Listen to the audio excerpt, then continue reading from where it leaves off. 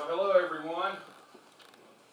Oh, that just won't do. Hello everyone. Hello. Howdy. There we go. That makes me happy. Well, look, do me a favor and give Mr. Smith a hand.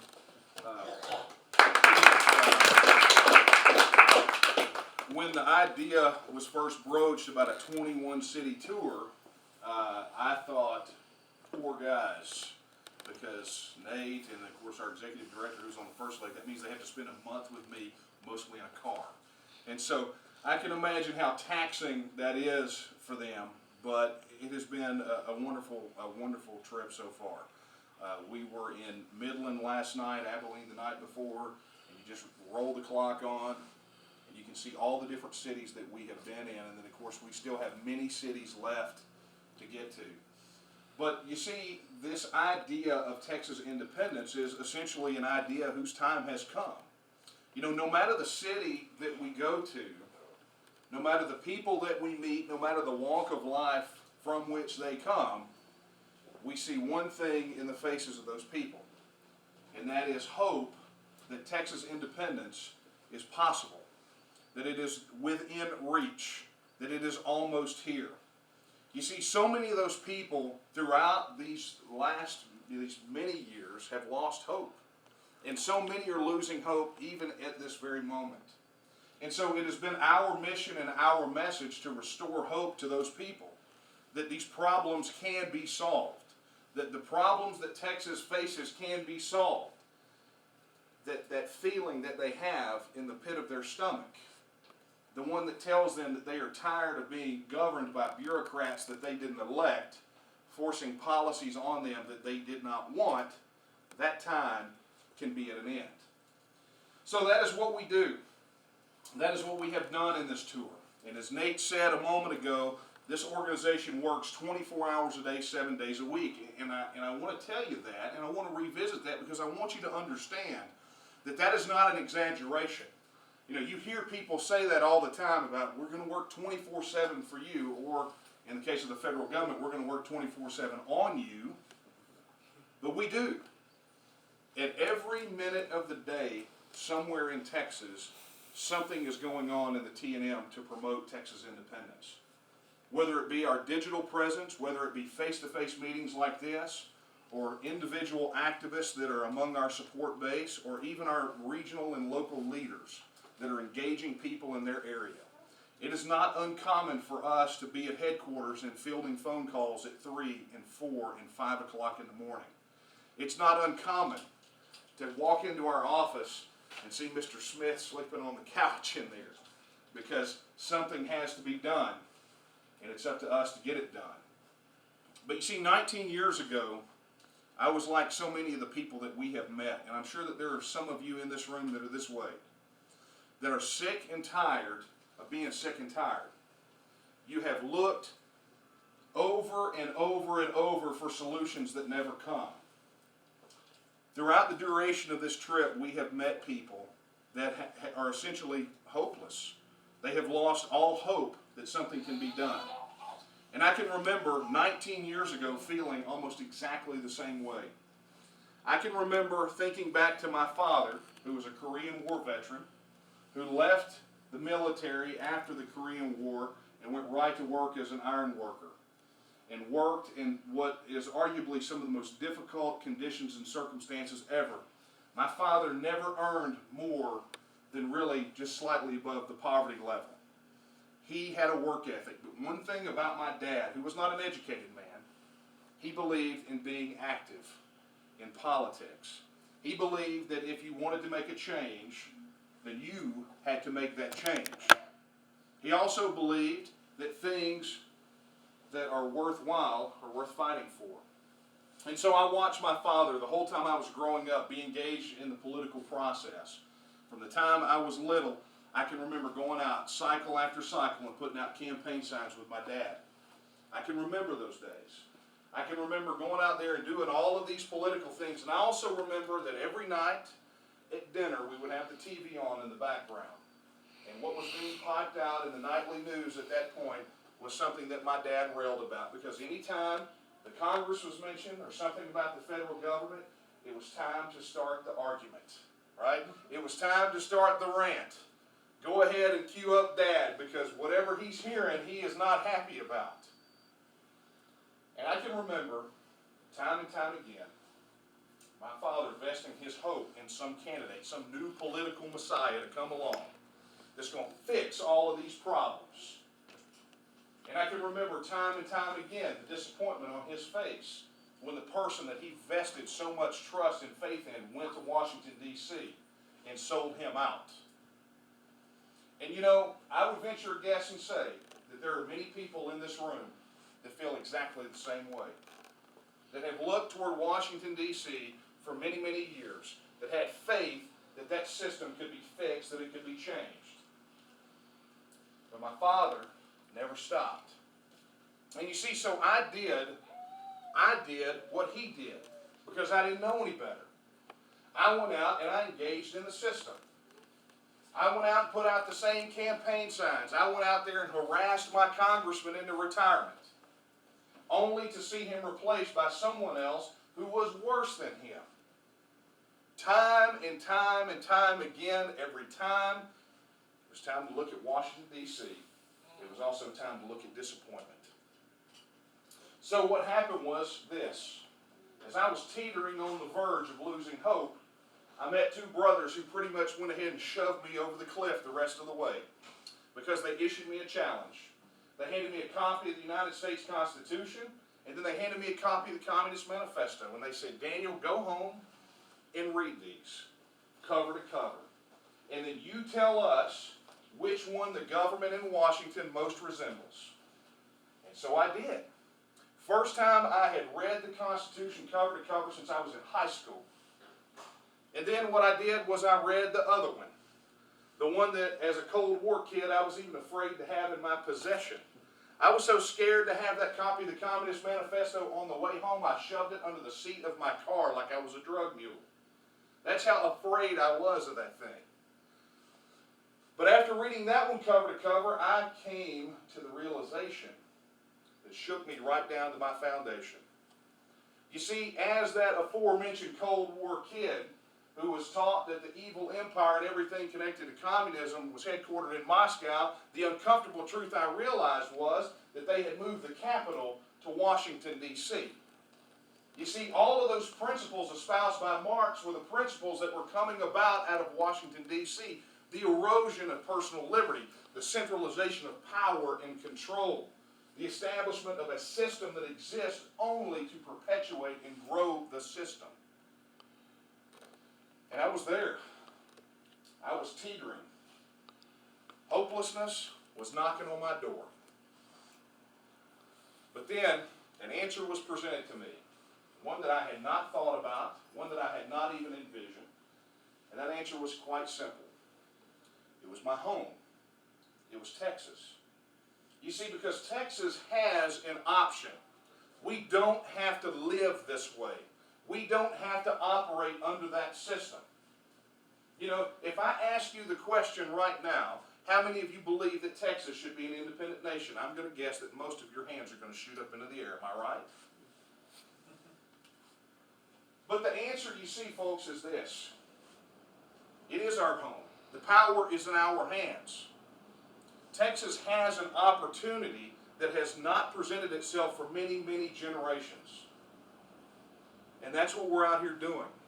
You know, we call this tour the Take Texas Back Tour, and what has been amazing to me has been the level of questioning that we have gotten about why we called it that. Because the assumption is that we're taking Texas back from the federal government. But you see, people like us don't view it that way. What we view the federal government as is not somebody who has Texas. We view the federal government as like that 40-year-old kid that lives with his parents, that sits around all day, plays Xbox on the couch, won't go get a job, eats all the food out of the refrigerator. The one that needs to go do something else rather than leeching off of us. That's how we view it. But what we're doing here, what this tour is about, is taking Texas back really from the three greatest enemies that Texas has. And those are these: fear, doubt, and hopelessness. Because you see, the opposition uses all three to convince Texans that we should stay part of the Union. And that in and of itself exposes the most uncomfortable truth that all of you need to know tonight. And what we have been shouting from the rooftops, not only in meetings, but in the media, through all of our members and supporters, and through every online outlet we can find. And it is this uncomfortable truth. The only thing standing between Texas and independence are the Texans. You see, the beautiful part about what it is that we do is that we don't have to ask permission from anyone outside of Texas to get our independence. And I reference to you this. Article 1, Section 2 of the Texas Constitution dictates it to us who has the power. And it starts with these words: all political power is inherent in the people. Notice who the power is inherent in? The people. Not the politicians, not the process, not the pundits, not the pollsters, but the people. And folks, we're those people. All political power is inherent in us. Our Constitution tells us that the power is in our hands, and solely in our hands, to determine our future, our political destiny. Because it goes on to say that they, the people, have at all times the inalienable right to alter, reform, or abolish their form of government in such manner as they, the people, think expedient. You see, that's the beautiful part about what it is that we do, is that it's not a mother may I kind of scenario where we have to go beg for scraps from the master's table in Washington, D.C. The bureaucrats that screwed it up have absolutely no say in our political destiny. Our political destiny is in our hands if we will only reach out and grab it. Fear, doubt, and hopelessness are our greatest enemies. The opposition, the people that want us to stay in the Union, want us to be afraid to become independent. Tell me if you've heard this one. Tell me if you've heard this one. Texas can't leave the Union because if it does, it'll be carpet bombed into ashes by the United States military. That's fear. They want us to be afraid to go to the polls and vote. Those sound like the words of some North Korean dictator or something, right? But that's the kind of tactics and tools that they want to use to keep us bound to the Union. You see, I saw this gentleman, this young man, at the Fort Worth event that we did. And during the break, where we go to the aforementioned Q&A out there in the breakfast nook. By the way, a little bit of housekeeping, there is no breakfast served during the Q&A, even though it is in the breakfast nook. But I was sitting out there in Fort Worth across the table from a young man, and that was his greatest objection to Texas independence. He knew it was the right thing to do. He knew it was the way that we needed to go, but he was afraid that Texas would be reduced to ash and cinder if that's the choice that we made. And no matter what I said to him, I could not convince him. Even though I told him that about 15 to 20% of the United States military are from Texas, and about the rest of them, about another 50%, are from places that are like-minded, like Texas, you know, those other states, didn't faze him. When I told him the results of the Zogby poll that was conducted not too long ago that asked active duty service personnel, do you believe that states have an absolute right to secede? And half of the military said absolutely. That didn't help him out. That didn't help him out at all either. So no matter what I tried to do to dispel his fear, the one thing that did it was a gentleman who was leaning up against a post out there where we were conducting the Q&A. And he said, I don't mean to interrupt. He said, but I want to share this with you. I just retired out of the United States Army as an officer. And I will tell you right now that if the people of Texas vote on independence in a legitimate poll, and an order came out of Washington, D.C. for the military to invade Texas, one of two things would happen. Number one, the military would refuse the order. Or number two, the military would fracture from the general staff all the way to the enlisted, and they wouldn't even be able to deliver bottled water. The young man was calm. His fear was dispelled because he realized the truth. And the truth is that we hold the cards. What they've got over Texans right now is bluff and bluster and fear. But even that, doubt. People doubt that Texas can do it. Can you believe that in this day and age, when Texas is the most prosperous state in the United States, when Texas is ranked so high among other nations around the world, with the 12th largest economy in the world, with a $1.6 trillion GDP, that people would believe that Texas could not be independent? But I know this. I know that the most surefire way to get something done is to tell a Texan that it can't be done. Texans have consistently throughout our history shown that we can do anything we set our minds to. We look at the other 192 nations around the world and we go, you know what? If they can do it, so can we. And so we dispel that doubt. We eliminate the fear, we dispel the doubt, but the thing that is holding Texans back right now is hopelessness. Abysmal voter turnout because people have given up faith that there is an answer to these problems. They have given up. They have thrown away hope. And they have traded hopelessness for their birthright and their destiny.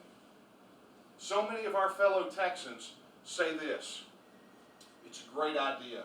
I would love to see it happen. But I don't believe that it can. They've lost hope that there is a way. But you know, how we dispel that is this: is we show Texans who believe in independence that they are absolutely 100% not alone. You see, the tactics that the opposition uses are those of division. They want us to believe that this is a fringe idea.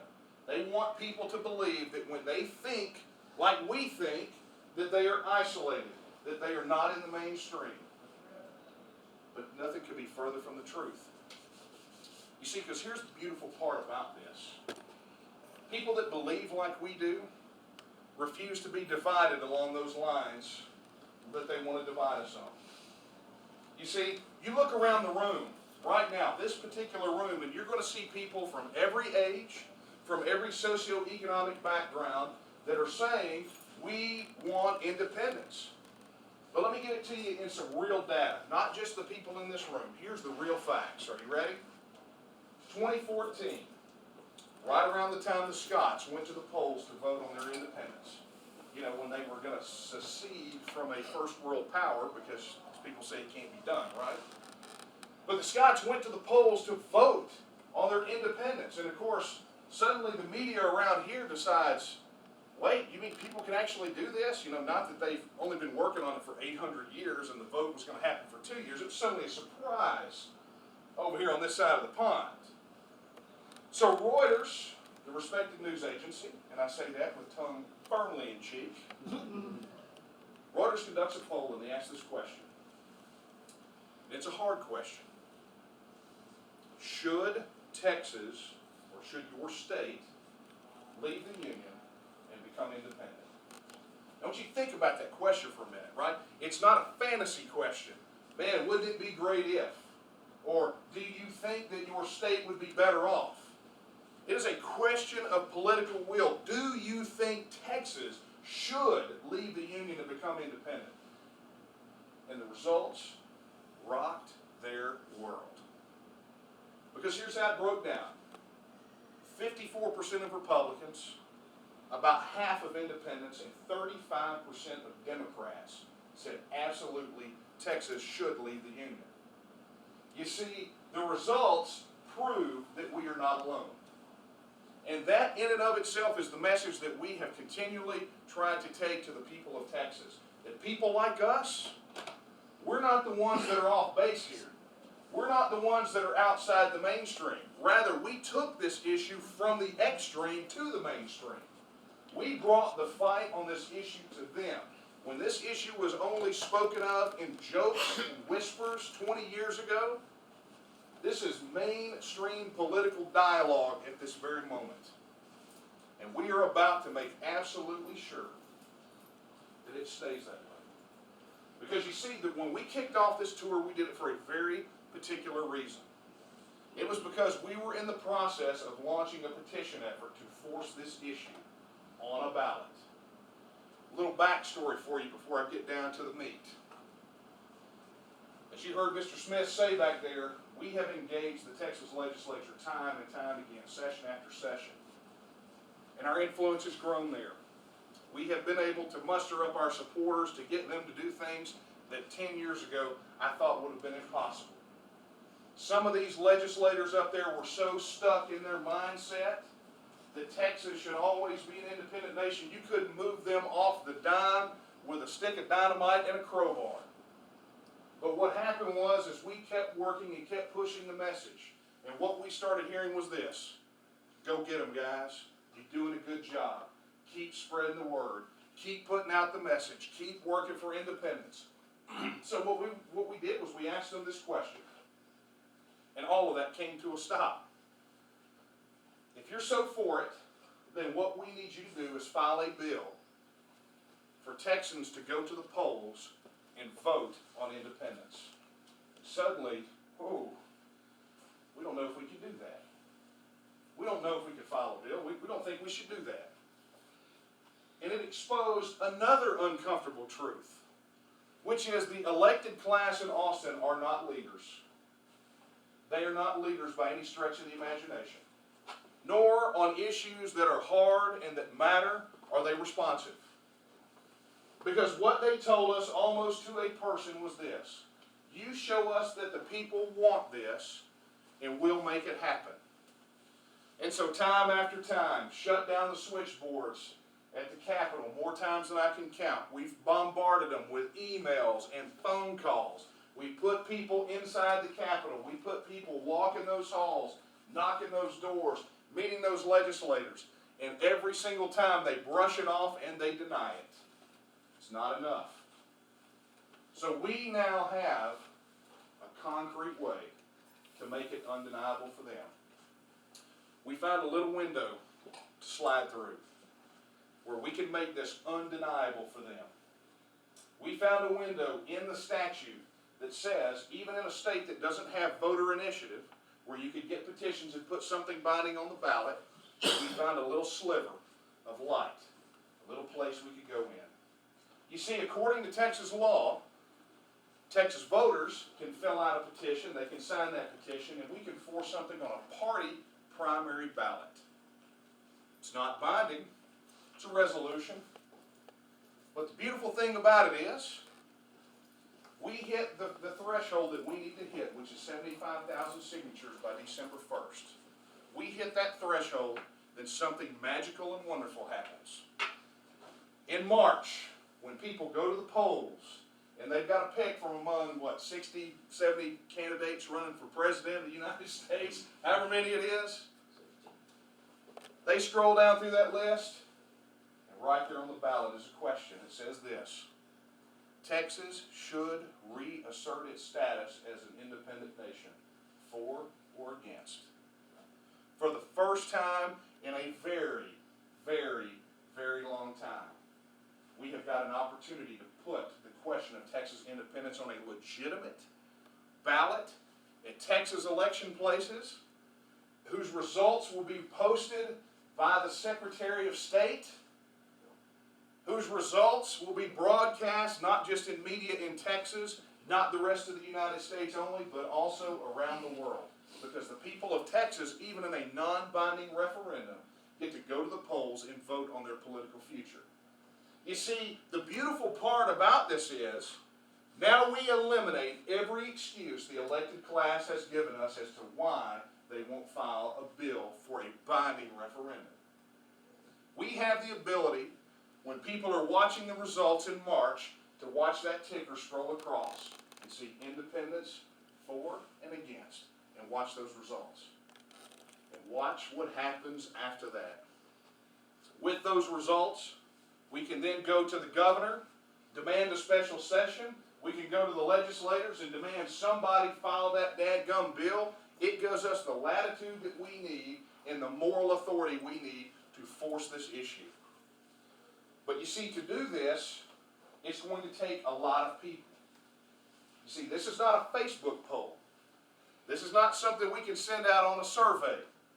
This is something where we actually have to have people in the field with clipboards and petition forms, talking to other Texans, reading them a statement, getting their signature, getting it notarized, and getting it turned in. This is a real deal field operation. We're talking something at the scale of someone running for governor. That's the kind of field operation this is going to take. And so our commitment at the start of this tour was through the tour and through our online efforts to certify over 1,000 petition circulators. And we are well on our way to making that happen. Our deadline is December 1st, and we don't just want to turn in 75,000 signatures. We want to blow the doors off of that thing.